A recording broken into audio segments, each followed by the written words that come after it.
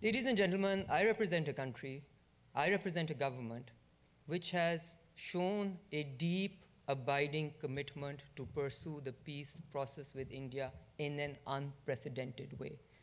I remember when I landed in New Delhi and I was asked what I was there to achieve, and I said that I used the words of not a Pakistani diplomat, but an Indian bureaucrat. I wish that the peace process was to become uninterrupted and uninterruptible. And what do we see today? We see 3 incidents cross the LOC, and we see warmongering, which puts the last 60 years, actively back into our memories. Warmongering coming in from the other side of the border, which is, I thought, the thing of yesteryears and the thing that we had put behind us. Now, I am proud of the fact that in Pakistan, we remain committed, as we did when the first incident happened where Lance Naik Aslam lost his life. We remain committed to following the mechanisms which are at our disposal, which has been created to be able to solve these problems.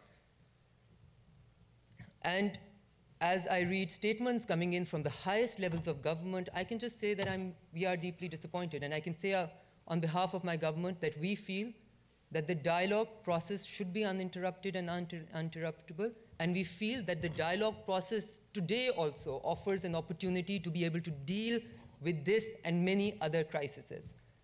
That we must not close the door on dialogue. And I offer here to get back to being able to resolve these at any political level that is required.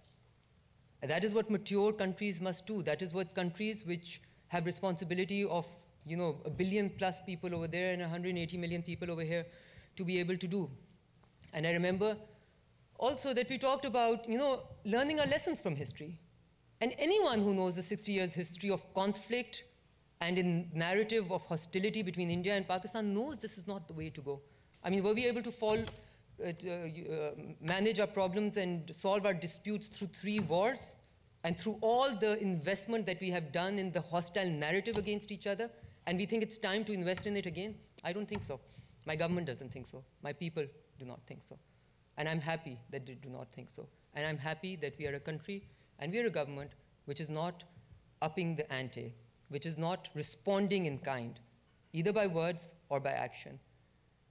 And I just have to say that we hope, and I will just end by reiterating Pakistan's deepest commitment to normalizing relations completely with all our neighbors, particularly with India, and to be able to have, let this area, this region, and our countries and our peoples be able to enjoy the dividends of a peaceful coexistence.